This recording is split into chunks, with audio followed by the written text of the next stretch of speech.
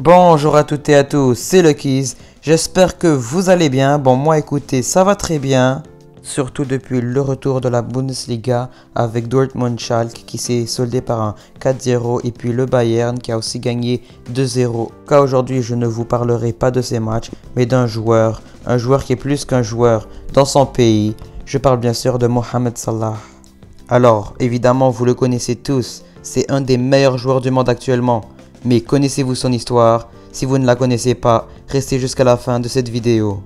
Mo Salah né en 1992 dans un petit village appelé Negrib. Alors voilà, c'est un tout petit village proche de Bessioun. C'est pas comme si c'était une grande ville comme Le Caire et tout. D'ailleurs, il n'a jamais oublié d'où il venait. Il a utilisé une bonne partie de son argent pour construire une école et un hôpital dans son village.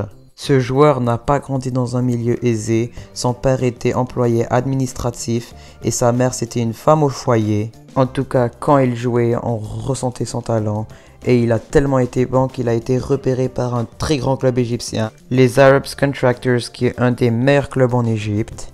Oui, il s'est fait accepter par le centre de formation. D'ailleurs, il aimait tellement le foot qu'il se réveillait très tôt le matin pour, avant d'aller à l'école, jouer au foot dans ce centre de formation. Il devait se lever très tôt et faire beaucoup de kilomètres pour aller au Caire parce que oui, ce club est situé au Caire. Et rappelons une chose, sa mère était contre le fait que Salah est au centre de formation parce que déjà ça coûtait de l'argent et on le sait, cette famille n'était pas du tout aisée.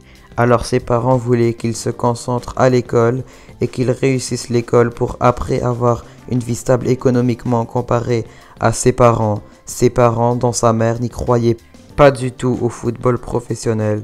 Voilà, elle ne croyait pas que son fils allait réussir parce que très peu de personnes réussissent dans ce sport. C'est pour ça que sa mère n'y croyait pas à ce domaine. Car malgré toutes les contraintes, le fait qu'il devait aller de très loin en marchant des kilomètres jusqu'à Le Caire, en se levant très tôt, malgré qu'il n'était pas très riche, qu'il venait pas d'une famille très riche, malgré que sa mère n'y croyait pas en lui, il réussit à signer en 2010 un contrat professionnel dans le club Arab Contractors. Voilà, il signe professionnel. Et puis entre 2010 et 2012, il commence à se faire un nom dans son pays, au pays d'Aboutrika. Il commence à devenir connu, mais malheureusement en 2012, un triste incident qui va faire beaucoup de morts en Égypte, un incident football, mais pas seulement, un incident politique, va le faire quitter son pays. On est en 2012. L'année de la supposée fin du monde, si vous vous rappelez bien. En tout cas, cette année-là, Mohamed Salah quitte l'Égypte pour signer dans un club européen, le FC Bâle. Un club suisse pour être plus précis.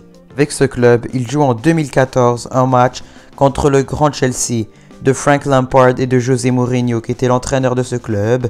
Et il jouait très bien. Le premier match qu'il joue contre eux, il marque et le deuxième aussi. José Mourinho, le coach de Chelsea, le repère et l'achète au club l'été prochain. On a tout simplement envie de dire que c'est le Graal. Bravo Salah, t'as signé dans un des meilleurs clubs du monde, un des meilleurs clubs d'Angleterre en 2014.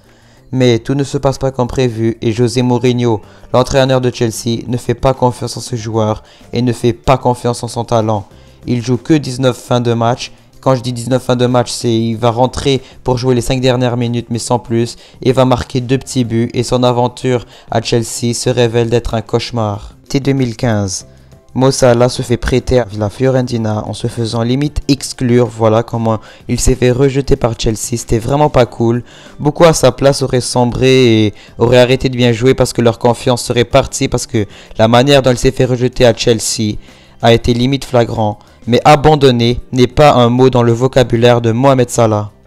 Avec la Fiorentina, Salah marque, passe et surtout court vite, il a une vitesse incroyable et après se fait acheter par l'AS Roma. Et oui, il s'est fait repérer par ce beau club de Francesco Totti où il joue très très bien, il commence à se faire un nom au monde entier. Avec ce club aussi, il marque, il passe et en 2017, l'été 2017, cet été où il y a eu le transfert de Neymar, il y a aussi le transfert de Mohamed Salah à Liverpool. Et c'est là où tout va décoller. Il commence à devenir une star mondiale, mais pas pour rien. Ses statistiques sont affolantes sa première saison, la saison 2017-2018. Oui, cette saison où il finit le meilleur joueur de la Première Ligue, le championnat le plus compliqué. Même si Liverpool termine 4e place en Première Ligue. Mais en Champions League, Mo Salah ramène son équipe en finale. Il est prêt à gagner cette Champions League, non? De toute façon, le Real cette année-là, c'était pas le top non plus. Mais bon, en finale, au tout début de la partie, Sergio Ramos brise le bras, casse le bras de Mohamed Salah. Franchement, on était tous tristes pour Mohamed Salah. Franchement, Ramos aurait pas dû faire ça, ça se faisait vraiment pas. Franchement, Ramos, c'est une légende du Real Madrid, une légende du football à part entière. C'est un des meilleurs défenseurs de l'histoire.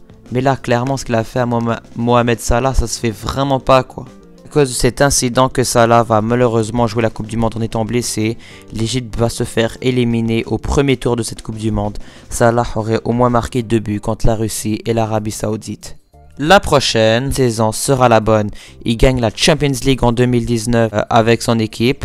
Mais bon, ça c'était un plutôt mauvais souvenir pour moi en tant que fan du Barça. On s'en souvient du comeback. Voilà, ça c'était pas un très bon souvenir. Mais bon, avec l'Égypte, ça va pas très bien se passer. Ils vont jouer la CAN chez eux. Ils vont la jouer en Égypte.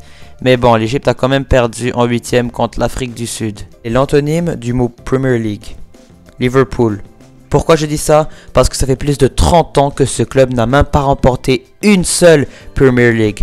Donc la saison 2019-2020 va faire apparaître Salah et ses coéquipiers qui vont essayer de gagner ce trophée tant attendu des fans des Reds. Et ils vont le faire, hein. Ils avaient plus de 20 points d'avance que Manchester City qui sont 2e en Premier League et Liverpool premier avec 20 points d'avance quand même. Donc voilà, Liverpool va tout simplement gagner la Premier League cette année, non? En fait, peut-être pas. À cause du coronavirus qui va tout simplement faire annuler la saison, en tout cas pour l'instant, sauf en Allemagne bien évidemment.